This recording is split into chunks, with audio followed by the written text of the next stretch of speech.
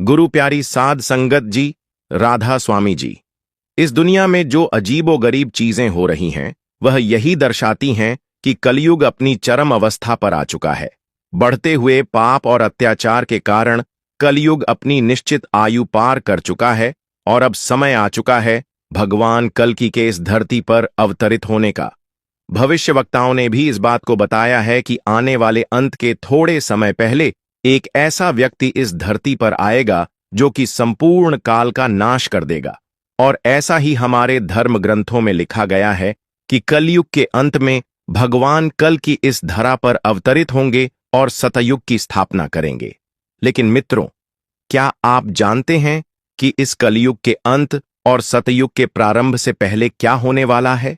भविष्य मालिका के अनुसार कलयुग के अंत के थोड़े समय बाद हमें महाप्रलय का प्रकोप दिखाई देगा और इसी समय हमें भगवान कल्कि जी के दर्शन प्राप्त होंगे।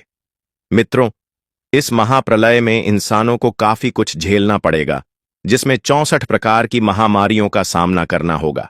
साथ ही प्राकृतिक आपदाएं अपना प्रचंड रूप दिखाएंगी, मौसम भी स्थिर नहीं रहेगा और पृथ्वी की धुरी बदलने के कारण कई जगह भूकंप आएंगे, जो कि इतने विनाशकारी होंगे कि करोड़ों लोगों को अपने अंदर समाहित कर लेंगे। लगातार बढ़ते हुए समुद्र के जलस्तर के कारण यह अंत बहुत नजदीक आ चुका है। भविष्य मालिका में यह भी कहा गया है कि इस वर्ष गर्मी अपना प्रकोप दिखाएगी और यह इतनी भयानक होगी कि लोगों को अपने अपने घरों में बंद कर देगी, जो कि हम देख भी सकते हैं। मित्रों, 29 मार्च, जिसे लोगों ने साधारण समझा था, उसमें जो जो घटनाएं हुईं हम सब ने देखी हैं।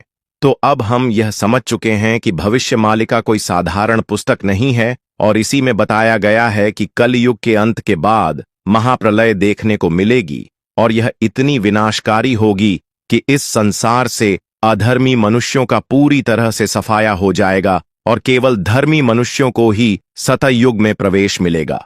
भगवद गीता में भगवान श्री कृष्ण ने भी कहा है कि जब जब इस धरा पर पाप और अधर्म की मात्रा बढ़ेगी, तब तब इस सृष्टि के कल्याण के लिए मैं अवतरित होऊंगा। अब तक भगवान विष्णु के 9 अवतार हो चुके हैं, जिनमें उन्होंने अनेक पापियों का अंत किया है, लेकिन अभी 10वां अवतार बाकी है, जिन्हें लोग भगवान कल्कि जी के नाम से जानेंगे। मित्रों, कली एक ऐसा राक्षस है जो कि सभी युगों में सबसे ज्यादा शक्तिशाली है, क्योंकि यह राक्षसी सेना के साथ साथ इंसानों को भी भगवान के विरुद्ध कर चुका है। यह अपनी माया से अधर्मी लोगों की मात्रा बढ़ाता जा रहा है और यही कारण है कि भगवान को इस कली के अंत के लिए 7 चिरंजीवियों की आवश्यकता पड़ेगी। हिंदू धर्म ग्रंथों के अनुसार भगवान विष्णु का यह अवतार 64 कलाओं में निपुण होगा, जो कि अब तक के सभी अवतारों में सबसे शक्तिशाली होगा। और जैसा कि भविष्य मालिका में महाप्रलय का वर्णन किया गया है, वह यही समय होगा जब इस कली का संपूर्ण विनाश होगा और इसी कली के साथ करोड़ों अधर्मी लोग भी काल के गाल में समा जाएंगे। फिर प्रारंभ होगा एक नया युग, जिसे सतयुग के नाम से जाना जाएगा। तो चलिए मित्रों, वीडियो शुरू करते हैं। मित्रों, हमारे काल चक्र में 4 युगों का वर्णन है: सतयुग, त्रेता युग, द्वापर युग, कलियुग। और आज हम इसी कलियुग में जी रहे हैं।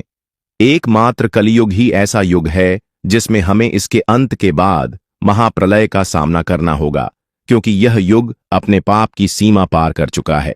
यह वह युग है जहां दीन दुखियों पर अत्याचार सबसे ज्यादा हुआ है, जैसे कि स्त्रियां जो कि पूजनीय होती हैं, केवल हिंदू धर्म ही नहीं बल्कि सभी धर्मों में।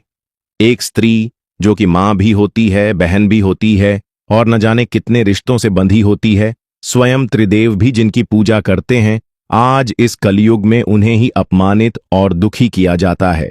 जीव जंतु जो कि बोल नहीं सकते और जिनका पूरा जीवन इंसानों पर ही निर्भर होता है, आज इसी कलयुग में उन्हें बहुत कुछ सहना पड़ रहा है। हमारे धर्म ग्रंथों में भी कहा गया है कि यह कलयुग कोई युग नहीं बल्कि सीधा सा नरक का दर्शन होगा, जहां क्षमा, दया और प्रेम की मात्रा न के बराबर होगी। इस युग में हर व्यक्ति परेशान और दुखी होगा और हम देख भी सकते हैं कि चाहे कोई कितना ही अमीर हो या गरीब, हर व्यक्ति इस युग में दुखी है। और जैसे जैसे कलयुग अपने अंतिम अवस्था पर आ रहा है, तो यह दुख और बढ़ता जा रहा है, क्योंकि कलयुग के प्रकोप के साथ ही यह माया, जो कि भगवान श्रीहरि की दासी है, वह भी अपना प्रकोप दिखाने लगी है। हर इंसान लालची हो गया है और इसी लालच के कारण वह अपनों को ही धोखा देता जा रहा है। लेकिन पुराणों में इस बात का भी वर्णन है कि ईश्वर की भक्ति ही इस कलयुग के प्रकोप और माया से हमें बचा सकती है, और हर वह व्यक्ति इस युग परिवर्तन में सुखी होगा जो अपने धर्म का पालन करेगा और अपने धर्म को अपनाने लगेगा। धर्म से हमारा अर्थ केवल हिंदू धर्म से नहीं, बल्कि उन सभी धर्मों से है जो अपने इष्ट के बताए मार्ग पर चलते हैं। अब जानते हैं कि आने वाला कलयुग कितना भयानक होगा। हम सबके दिमाग में कभी न कभी यह प्रश्न जरूर आता होगा कि दुनिया में इतने सारे दुख और परेशानियां हैं, तो क्या यह कलयुग के कारण है? और अगर हां, तो फिर कलयुग का अंत कब होगा? आज के समय में दुनिया में पाप बढ़ते जा रहे हैं। इन दिनों कई ऐसी घटनाएं भी सुनने को मिलती हैं जिससे मानवता शर्मसार होती है। कुछ लोग ऐसे भी हैं जो कई परेशानियों से घिरे हुए हैं। ऐसे में लोग हर पल इसी इंतजार में रहते हैं कि उनका दुख दर्द दूर करने के लिए भगवान फिर से धरती पर अवतार कब लेंगे, जिसके बाद कलयुग समाप्त हो जाएगा। अगर कलयुग की समाप्ति की बात करें तो विष्णु पुराण में इससे जुड़े कई रहस्य बताए गए हैं जो कि कलयुग के अंत और सतयुग के प्रारंभ के बारे में बताते हैं। पुराणों में कहा गया है कि जब कलयुग अपनी चरम सीमा पर पहुंच जाएगा तब धरती पर जीवन बहुत मुश्किल हो जाएगा। इंसान की औसत उम्र केवल 22 साल रह जाएगी और लोग छोटी छोटी बीमारियों से मरने लगेंगे। जिस उम्र में लड़कियों में बचपन होता है तब 5 साल की बच्चियां मां बनने लगेंगी और समाज से छिपती फिरेंगी। धरती पर अन्न की कमी हो जाएगी क्योंकि होते हुए युद्धों के कारण जमीन अपनी कार्यक्षमता खो देगी, जिससे खेती पूरी तरह समाप्त हो जाएगी और किसान अपना कार्य बंद कर देंगे। बढ़ती हुई गर्मी के कारण नदियां सूख जाएंगी और समुद्रों का जल स्तर बढ़ जाएगा और मौसम बहुत खराब हो जाएगा। कहीं बारिश होगी तो कहीं गर्मी पड़ेगी, तो कहीं धरती फटने लगेगी और ठंड तो इतनी भयानक होगी कि लोगों को पूरी तरह पिघला देगी। इंसानों का खून तक जमने लगेगा। गाय तो दिखना ही बंद हो जाएंगी और होंगी तब भी दूध देना बंद कर देंगी। लोग बकरियों के दूध पर निर्भर हो जाएंगे। स्त्रियां कठोर स्वभाव वाली व कड़वा बोलने वाली हो जाएंगी। वे पति की आज्ञा नहीं मानेंगी और अपने मनमर्जी से काम करेंगी। जिसके पास धन होगा उसी के पास स्त्रियां रहेंगी और उसी की बातें मानेंगी। मनुष्यों का स्वभाव गधों जैसा होगा, केवल गृहस्थी का भार ढोने वाला रह जाएगा। उसका सारा जीवन परिवार को संभालने में निकल जाएगा। वह सारा समय गृहस्थी की परेशानी में ही बीतेगा और अंत में वह मृत्यु को प्राप्त होगा। उसके अंतिम समय में कोई भी उसके साथ नहीं होगा। लोग विषयासक्त हो जाएंगे और पराई स्त्री तथा पराये धन के बारे में सोचते रहेंगे और उसकी लालसा करेंगे। धर्म कर्म का लोप हो जाएगा। मनुष्य झप रहित नास्तिक हो जाएंगे। पूजा पाठ और धर्म कर्म के कार्य बंद हो जाएंगे। ज्यादातर लोग अधर्मी हो जाएंगे और अपने धर्म को त्याग देंगे। सभी एक दूसरे को लूटने में लगे रहेंगे। चोरी चाकरी की घटनाएं अपने चरम पर होंगी। कलयुग में समाज हिंसक हो जाएगा और आपस में ही लड़ने लगेगा। जो लोग बलवान होंगे उनका ही राज्य चलेगा। मानवता नष्ट हो जाएगी। रिश्ते नाते पूरी तरह खत्म हो जाएंगे। लोगों में अपनापन नहीं रहेगा। एक भाई दूसरे भाई का ही शत्रु बन जाएगा और उसी की मृत्यु के लिए प्रयास करेगा। जुआ, शराब, परस्त्री गमन और हिंसा ही धर्म बन जाएगा। पुत्र पिता का वध करके भी दुखी नहीं होंगे। अपनी प्रशंसा के लिए लोग बड़ी बड़ी बातें बनाएंगे, किंतु समाज में उनकी निंदा नहीं होगी। उस समय एक हाथ दूसरे हाथ को लूटेगा। कलयुग में लोग शास्त्रों और धर्म से विमुख हो जाएंगे। गलत कार्य ही लोगों की पसंद बन जाएगा। बुरी बातें और बुरे शब्दों का ही व्यवहार किया जाएगा। स्त्री और पुरुष दोनों ही अधर्मी हो जाएंगे। स्त्रियां पतिव्रत धर्म का पालन करना बंद कर देंगी। स्त्री और पुरुषों से संबंधित सभी वैदिक नियम विलुप्त हो जाएंगे। स्त्रियों की रुचि उन पुरुषों में होगी जो अन्याय से धन कमाते होंगे। लोगों की आयु भी कम होती जाएगी, क्योंकि घोर कलयुग में लोग ज्यादा समय तक नहीं जी पाएंगे और छोटी छोटी बीमारियों के कारण मृत्यु को प्राप्त होंगे। लोगों की सहनशीलता कम होती जाएगी। जब कलिकाल बढ़ता चला जाएगा, बहुत काल तक सूखा रहने के बाद कलयुग के अंतिम समय में बहुत मोटी धारा से लगातार वर्षा होगी, जिससे चारों ओर पानी ही पानी हो जाएगा और समस्त पृथ्वी पर जल फैल जाएगा, जिससे सभी प्राणियों का अंत हो जाएगा। बादल फटने की घटनाएं आम हो जाएंगी। इसके बाद एक साथ 12 सूर्य उदय होंगे और उनके तेज से पृथ्वी सूख जाएगी और धरती फटने लगेगी, जिसमें अंदर से आग प्रवाहित होने लगेगी। कलयुग के अंत में भयंकर तूफान और भूकंप होंगे और भयंकर गर्मी के कारण लोग मकानों में नहीं रह पाएंगे। लोग गड्ढे खोदकर धरती के नीचे रहने लगेंगे। धरती का 3 हाथ अंश अर्थात लगभग 4.5 फुट नीचे तक उपजाऊ भाग नष्ट हो जाएगा, जिससे खेती पूरी तरह समाप्त हो जाएगी और भूखमरी अपने चरम पर होगी। महाभारत में कलयुग के अंत में प्रलय का जिक्र है, लेकिन यह जल प्रलय नहीं बल्कि बढ़ती हुई गर्मी से होगा। महाभारत के वन पर्व में उल्लेख है कि कलयुग के अंत में सूर्य का तेज इतना बढ़ जाएगा कि 7 समुद्र और नदियां सूख जाएंगी। संवर्त नाम की अग्नि धरती को पाताल तक भस्म कर देगी। वर्षा पूरी तरह बंद हो जाएगी और सब कुछ जल जाएगा। इसके बाद 12 वर्षों तक लगातार बारिश होगी, जिससे पूरी धरती जलमग्न हो जाएगी। जल में फिर से जीव उत्पत्ति की शुरुआत होगी और फिर एक नया अध्याय प्रारंभ होगा, जिसे सतयुग के नाम से जाना जाएगा। श्री कृष्ण के अनुसार कलयुग में ऐसे लोगों का राज्य होगा जिनके अंदर छल कपट की भावना होगी, जो बोलेंगे कुछ और, करेंगे कुछ और। कलयुग में ऐसे इंसान होंगे जो ज्ञानी और ध्यानी कहलाएंगे, किंतु उनके आचरण राक्षसी होंगे। अन्न के भंडार तो होंगे, लेकिन लोग भूख से मरेंगे। राजा लोग शूद्र तुल्य होते जाएंगे, जो अपनी ही प्रजा को लूटेंगे। जब पाप अपने चरम पर पहुंच जाएगा और धर्म समाप्त होने लगेगा, तब मैं कल की रूप में अवतरित होकर इस धरती को पापों से मुक्त करूंगा तथा समस्त अधर्मियों का अंत करूंगा। उसके बाद जो नया युग आएगा वह सतयुग कहलाएगा, अर्थात सृष्टि युग परिवर्तन के 22वें चक्र को पूरा करके 23वें चक्र में प्रवेश करेगी और फिर से नवयुग आरंभ होगा, जिसे सतयुग के नाम से जाना जाएगा। इस युग में केवल धर्मियों को प्रवेश मिलेगा और हर जगह धर्म की स्थापना होगी। इस युग में मनुष्यों की आयु 10,000 वर्ष होगी। पृथ्वीलोक पर फिर से धर्म, प्रेम और दया की पुनः स्थापना होगी।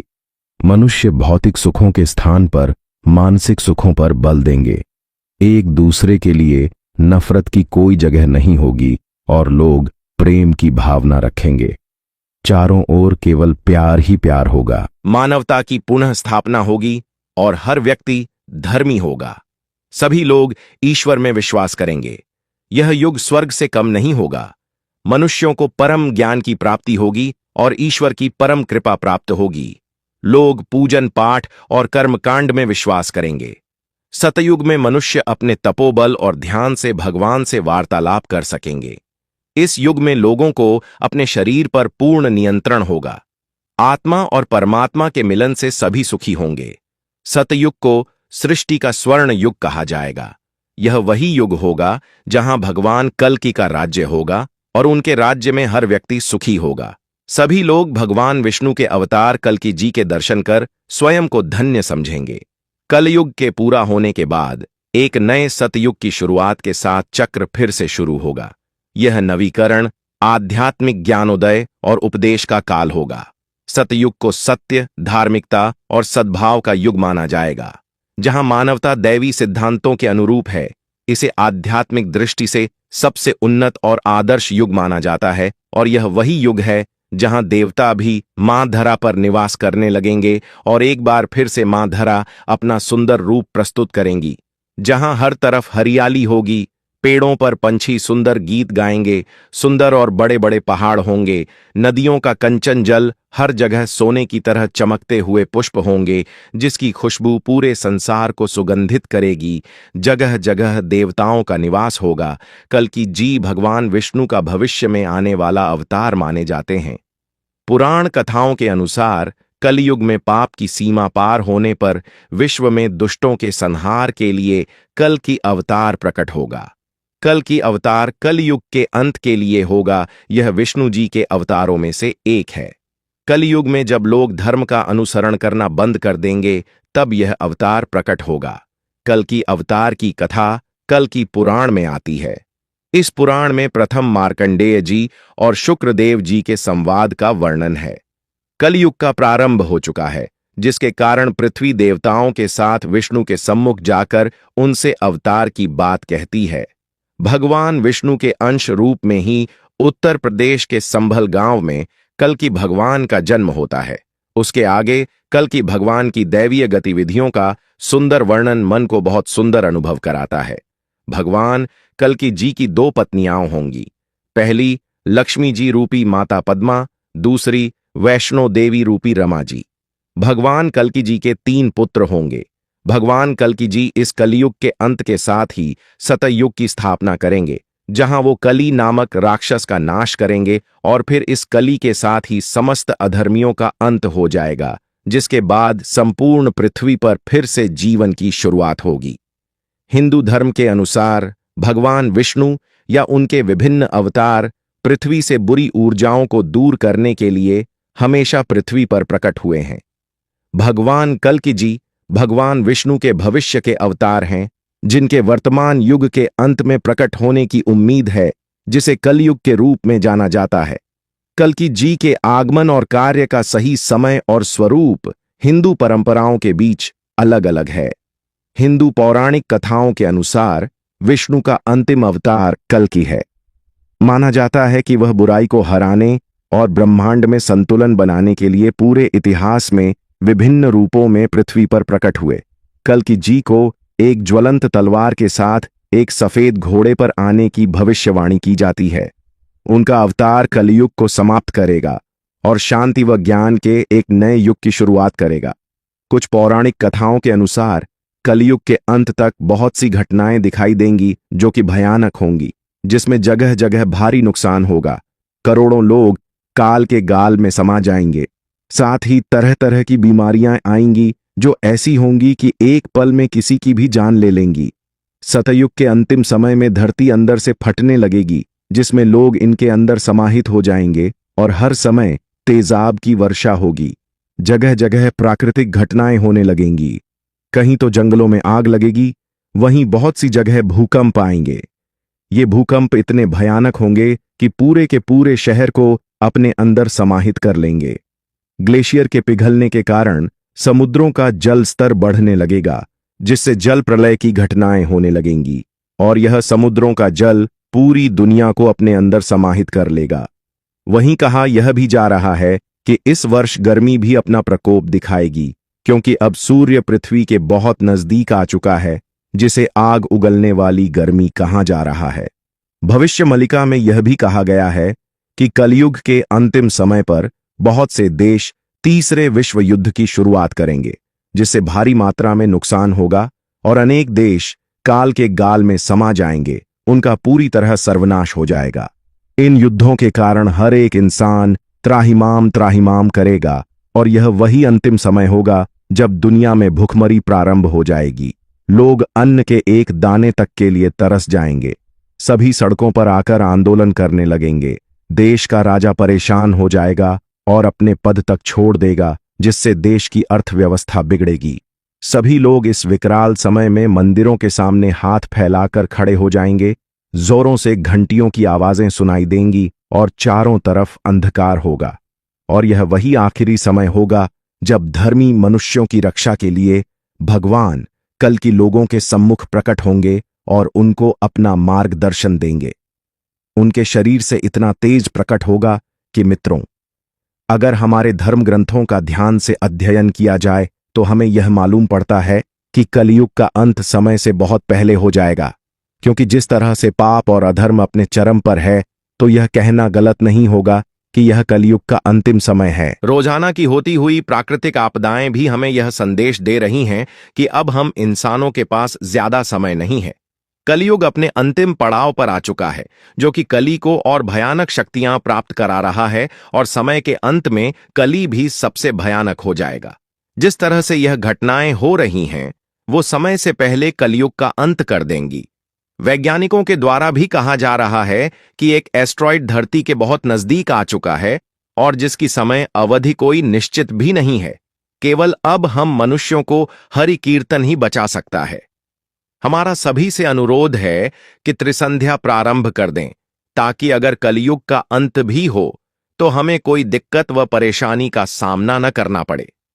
वेद व्यास जी ने ही कल के पुराण की रचना की है, क्योंकि उन्हें आत्मज्ञान प्राप्त है, जिससे कि वह समय को देख सकते हैं। मित्रों, आपको बता दें कि महाभारत, गरुड़ पुराण, भागवत गीता जैसे अनेक ग्रंथों की रचना वेद व्यास जी ने ही की है और उन्होंने ही कल की पुराण की रचना की है। उनके अनुसार भगवान कल्कि का जन्म कलियुग के अंत और सतयुग के संधिकाल में होगा और वह संभल गांव में आएंगे। उनके पास एक सफेद रंग का घोड़ा होगा जो कि इतना शक्तिशाली होगा कि एक पल में कहीं भी पहुंच जाएगा। साथ ही उनके पास एक तलवार होगी जो कि धरती को संभालने की शक्ति रखेगी, और एक सुख नाम का तोता भी होगा जो भविष्य और वर्तमान का जानने वाला होगा। यह सब उन्हें भगवान शिव जी से प्राप्त होगा। भगवान कल्कि जी के साथ साथ चिरंजीवी भी होंगे जो आज भी धरती पर वास करते हैं, और वे भगवान कल्कि की प्रतीक्षा कर रहे हैं। और ये 7 चिरंजीवी हैं: हनुमान जी, विभीषण, राजबलि, वेदव्यास, अश्वत्थामा और कृपाचार्य, जो कि युग के अंत तक इस पृथ्वी पर वास करेंगे। यह सब किसी न किसी वचन या श्राप के कारण वास कर रहे हैं, और कलयुग के अंत के बाद इनका कार्य पूर्ण हो जाएगा। भगवान कल्कि के पिता का नाम विष्णु यश और माता का नाम सुमति होगा। भगवान कल्कि ही इस कलयुग का अंत करने के बाद सतयुग की स्थापना करेंगे, जहां हर जगह धर्म और शांति की स्थापना होगी और सभी देवी देवता फिर से धरती पर वास करने लगेंगे। आज की इस कहानी में बस इतना ही। आगे बाबा जी ने बताया, भजन सिमरन करते समय चेहरे को ढकना क्यों चाहिए? संगत जी, क्या आपने कभी सोचा है कि जब कोई गहरे भजन सिमरन में लीन होता है तो वह अक्सर क्यों अपने चेहरे को किसी चादर या दुपट्टे से ढक लेता है? शायद आपने खुद भी यह दृश्य देखा होगा, अपने ही घर में, किसी सत्संग घर में, डेरे में या किसी आध्यात्मिक आश्रम में। विशेष रूप से रात के समय या सुबह सुबह जब सत्संगी ध्यान में बैठते हैं तो अधिकतर पुरुष और महिलाएं चुपचाप अपने चेहरे को किसी कपड़े से ढककर गहरी साधना में लीन हो जाते हैं। यह कोई साधारण बात नहीं है संगत जी। यह परंपरा केवल संकोच या शर्म से नहीं उपजी, बल्कि इसके पीछे एक बहुत ही गहरा, अद्भुत रहस्य छुपा है। तो सवाल उठता है, आखिर ऐसा क्यों किया जाता है? क्या यह तरीका स्वयं बाबा जी ने अपनाने को कहा है?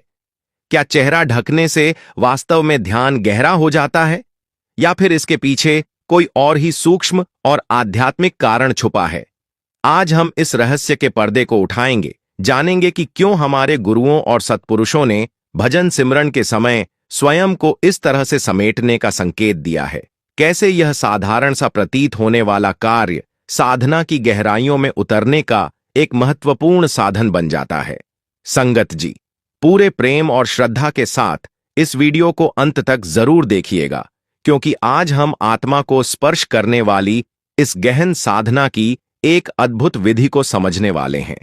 और अगर आप हमारे चैनल भजन मार्गम पर नए हैं तो कृपया अब भी सब्सक्राइब कर लीजिए, ताकि ऐसे ही प्यारे प्यारे भजन सिमरन और आध्यात्मिक ज्ञान से जुड़े संदेश आप तक लगातार पहुंचते रहें।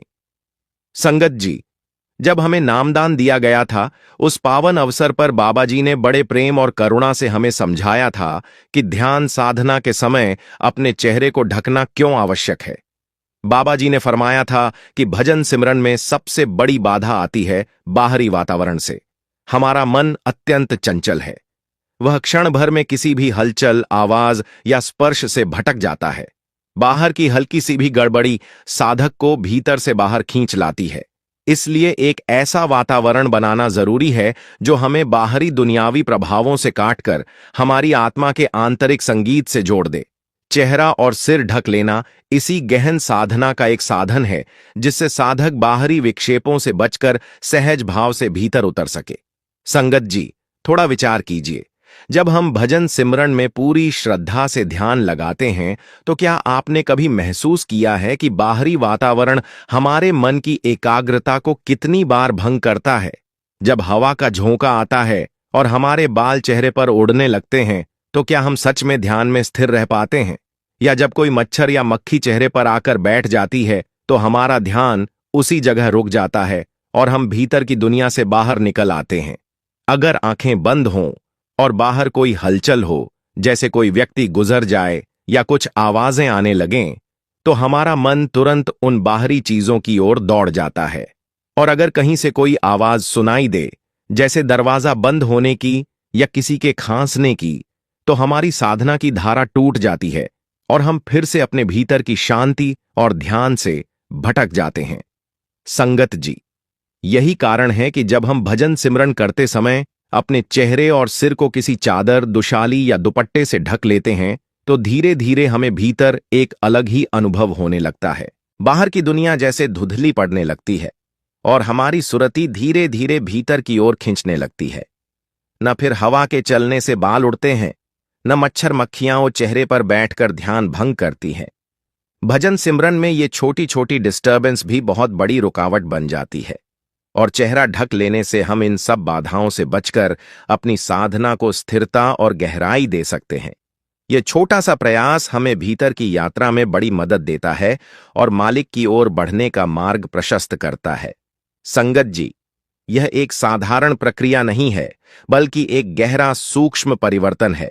जैसे ही हम अपने चारों ओर एक हल्का सा आवरण बना लेते हैं, बाहरी संसार की हलचल जैसे आवाजें, दृश्य और हल्के स्पर्श, सब कुछ फीका पड़ने लगता है। उस ढके हुए क्षेत्र में हम बाहरी दुनिया से पूरी तरह मुक्त हो जाते हैं और मन, जो हर समय पांचों इंद्रियों के द्वारों से बाहर दौड़ता रहता है, अब भीतर की ओर मुड़ने लगता है। जब हम अपने चेहरे और सिर को ढक लेते हैं, तो हम केवल बाहरी विक्षेपों से नहीं बचते, बल्कि हमारे भीतर की दिव्य यात्रा की ओर भी एक स्थिरता का अनुभव करते हैं। यह एक आंतरिक शांति का आभास होता है, जहां मन और आत्मा परमात्मा की ओर पूरी तरह समर्पित होते हैं। यह प्रक्रिया हमें अपने भीतर की शांति, ध्यान और आध्यात्मिक उन्नति की ओर सहजता से ले जाती है। संगत जी, यह छोटा सा साधन हमें बाहरी दुनिया के भटकावों से बचाकर ध्यान की गहराई में उतरने का एक सुंदर रास्ता प्रदान करता है। ध्यान से जुड़ी कुछ मुख्य गहरी अनुभूतियां इस प्रकार सामने आती हैं। पहले तो एक शांति का अनुभव होता है, जैसे बाहर का संसार धीरे धीरे दूर जा रहा हो। फिर धीरे धीरे विचारों का प्रवाह मंद पड़ने लगता है। मन जो पहले इधर उधर भटकता था, अब एक जगह रुकने लगता है। आंखों के बंद होने और चेहरे के ढकने से एक आंतरिक अंधकार, इनर डार्कनेस, गहरा होता है। यह अंधकार डरावना नहीं, बल्कि आत्मा के निकट पहुंचने का द्वार है। उस अंधकार में टिके रहने से बहुत बार प्रेममयी रोशनी, डिवाइन लाइट की झलक मिलने लगती है, जो आत्मा को अपने घर की ओर खींचती है। कानों पर कपड़ा ढकने से बाहर की आवाजें दब जाती हैं और भीतर के शब्द, मधुर नाम, ध्वनि और शब्द की गूंज अधिक स्पष्ट सुनाई देने लगती है। संतजन इस अवस्था को बड़े सुंदर शब्दों में समझाते हैं, जैसे सतगुरु कबीर साहिब ने फरमाया, जिन्हीं मस्तक ढकिया नाही, तिन्हीं साधु न पाहे, उठा मस्तक जीव को 84 फेरी माहे। जिसने अपने सिर को नहीं ढका, वह साधुता की राह में स्थिर नहीं हो सकता। खुला मस्तक अर्थात खुला चित्त बार बार संसार की ओर दौड़ता है और जन्म मरण के चक्र में भटकता है। संगत जी, सत्संगियों के बीच एक आम अनुभव है कि जब वे बिना चेहरा ढके भजन सिमरन करते हैं, तो मन ज्यादा जल्दी भटकता है। बाहरी आवाजें ध्यान को बार बार तोड़ती हैं, पर जब वे चेहरे को हल्के से ढककर भजन सिमरन में बैठते हैं, तो जैसे एक सुरक्षा कवच बन जाता है, जिसमें आत्मा भीतर टिकने लगती है। संगत जी, एक साधक ने अनुभव साझा किया कि जब वह बिना चेहरा ढके ध्यान करता था, तो हर हल्की सी आवाज उसे परेशान करती थी। लेकिन जब उसने चेहरा ढकना शुरू किया, तो मन जैसे एक बंद कमरे में चला गया। वहां न कोई आवाज थी, न कोई चंचलता, केवल शांति थी। और उस शांति में धीरे धीरे नाम की धुन गूंजने लगी। एक अन्य साधक ने बताया कि कैसे चेहरा ढकते ही उसे गहरी एकाग्रता मिली और उसके भीतर अपने आप सहजता से रोशनी के दर्शन, इनर लाइट, शुरू हो गए।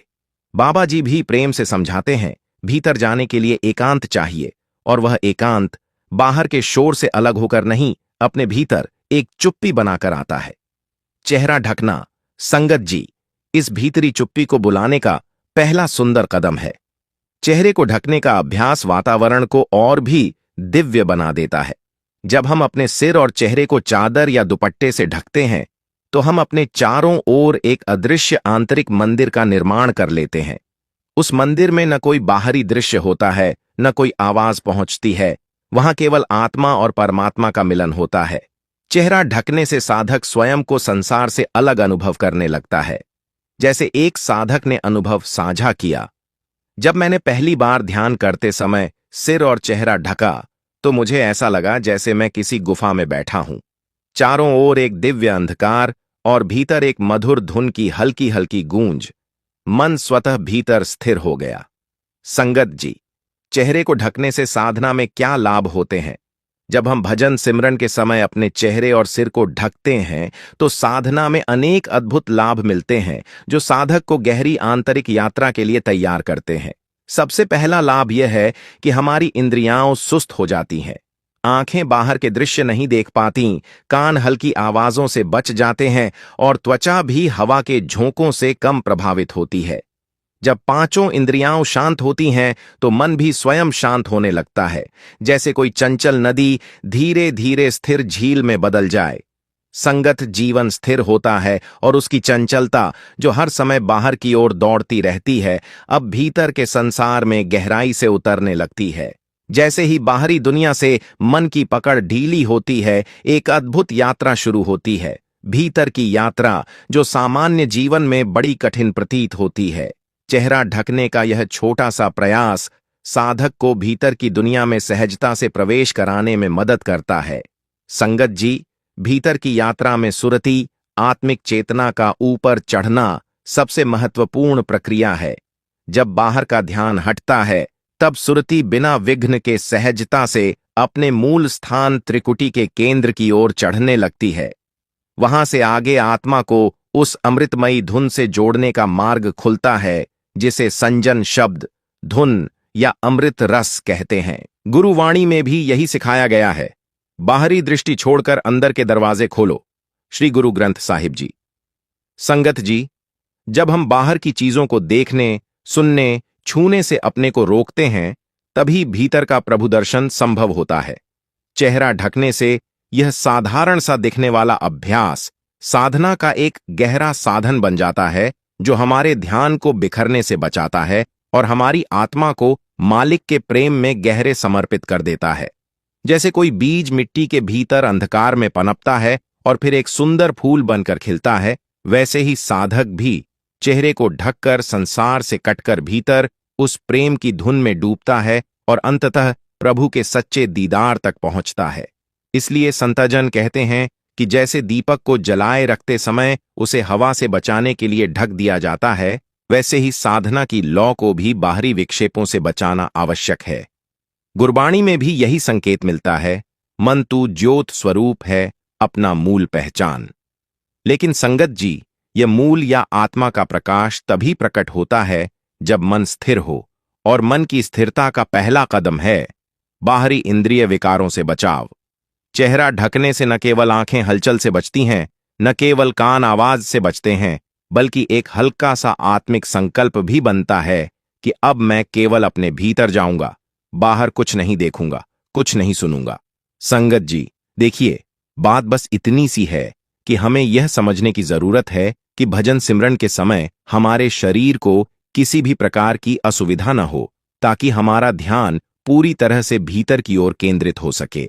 इसलिए चेहरा ढकने का उद्देश्य केवल यह है कि हम बाहरी प्रभावों से अपने आप को बचाकर अपने मन और शरीर को आरामदायक स्थिति में रख सकें। जब चेहरा ढका होता है तो न कोई बाहरी दृश्य हमें विचलित करता है, न ही कोई ध्वनि हमें ध्यान से हटा पाती है। इस छोटे से कदम से हम अपने ध्यान को पूरी तरह से प्रभु के श्री चरणों में समर्पित कर पाते हैं। संगत जी, बड़े बड़े साधु संत जिनकी साधना इतनी गहरी थी कि वे दिन रात प्रभु के ध्यान में डूबे रहते थे, उन्होंने भी ध्यान के समय अपनी इंद्रियों को संकोच दिया। कबीर साहिब फरमाते हैं, कबीर मन निर्मल भया जैसे गंगा नीर, पाछे लागे हरि फिरें कहत कबीर कबीर। जब मन निर्मल होता है तभी मालिक हमारे पीछे पीछे आता है, लेकिन निर्मलता तभी आती है जब हम बाहरी आकर्षणों से अपनी रक्षा करते हैं।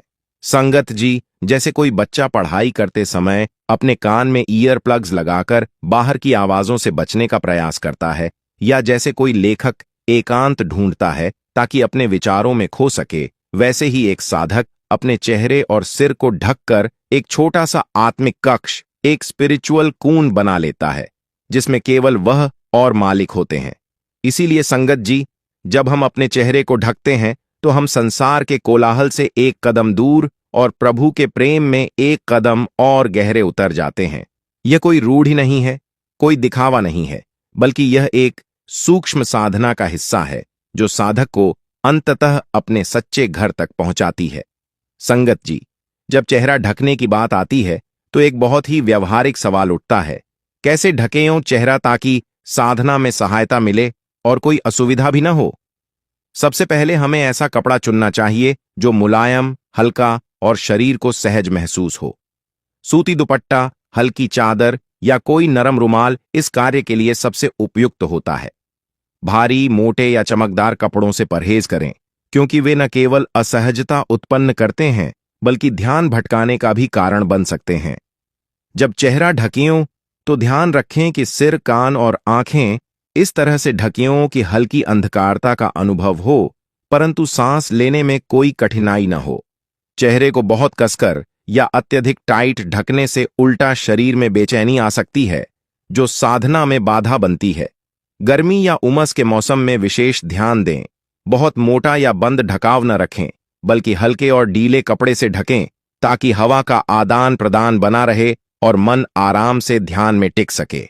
जो भी उपाय करें वह इस भावना से करें कि आप अपने भीतर एक शांत, दिव्य वातावरण बना रहे हैं, ना कि केवल किसी परंपरा या दिखावे के लिए। विशेषकर अमृतवेला, सुबह ब्रह्म मुहूर्त के समय या सत्संग घरों में जब भजन सिमरन में बैठे तो चेहरे को ढकना न भूलें।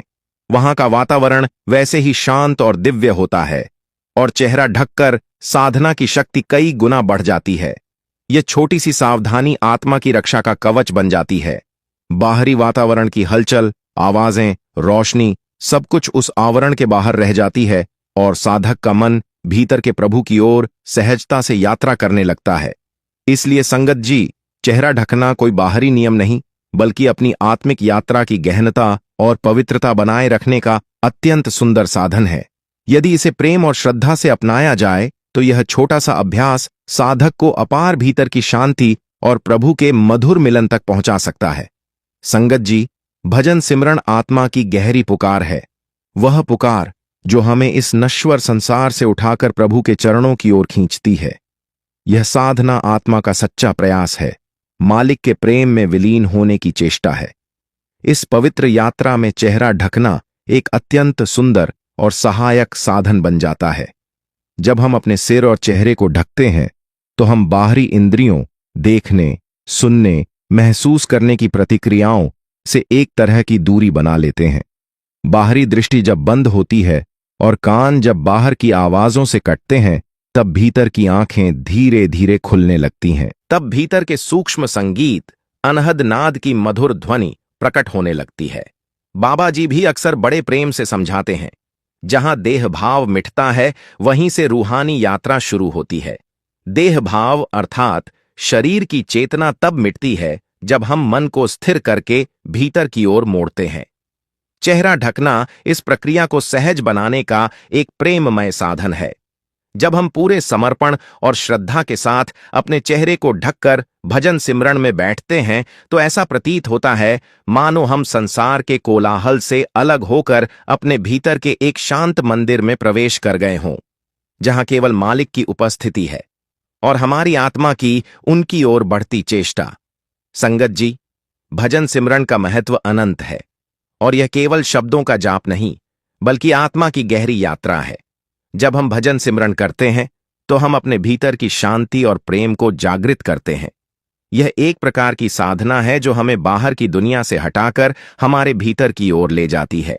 जीवन में जब भी कोई समस्या या तनाव होता है तो भजन सिमरन हमें एक आंतरिक शांति और संतुलन प्रदान करता है, जिससे हम बाहरी परिस्थितियों से प्रभावित हुए बिना अपने लक्ष्य की ओर बढ़ सकते हैं। हमारा मन हमेशा बाहर की दुनिया में व्यस्त रहता है, लेकिन भजन सिमरन के माध्यम से हम अपने भीतर के स्थान को पहचानते हैं और वहां परमात्मा के दिव्य रूप का अनुभव करते हैं। यह एक प्रकार की साधना है जो हमें परमात्मा के साथ गहरे संबंध स्थापित करने का मार्ग दिखाता है। जैसे किसी जल में पत्थर फेंकने से जल की लहरें उठती हैं, वैसे ही भजन सिमरन से हमारे भीतर की चेतना जागृत होती है और हम परमात्मा के निकट पहुंचते हैं। संतों ने हमेशा भजन सिमरन के महत्व को समझाया है। संत रविदास जी कहते थे, नाम सिमरन से ही आत्मा को शांति मिलती है और हमारे जीवन का उद्देश्य पूरा होता है। इसी प्रकार संत कबीर जी ने भी कहा है कि जब तक हम नाम की धुन में नहीं खोते, तब तक हमारी आत्मा चैन और सुख की अनुभूति नहीं कर सकती। भजन सिमरन का एक और विशेष पहलू यह है कि यह हमें सांसारिक मोह माया से दूर करता है। हम जितना अधिक भजन सिमरन करते हैं, उतना ही हम अपने भीतर के वास्तविक स्वरूप को पहचानते हैं, जो कि आत्मा है, और परमात्मा के साथ हमारा संबंध गहरा होता है। यह एक अत्यंत शक्तिशाली साधना है जो हमें सत्य के मार्ग पर चलने की प्रेरणा देती है। इसलिए भजन सिमरन केवल एक अभ्यास नहीं है, बल्कि यह हमारे जीवन को सार्थक बनाने का एक साधन है, जिससे हम अपने भीतर की शांति और दिव्यता का अनुभव कर सकते हैं। यह हमें प्रभु के समीप ले जाने का एक माध्यम है, जो हमारी आत्मा को शुद्ध करता है और हमें जीवन के वास्तविक उद्देश्य को पहचानने की क्षमता प्रदान करता है। तो आइए संगत जी, प्रेम, श्रद्धा और पूर्ण समर्पण के साथ इस छोटे से अभ्यास को अपनाएं।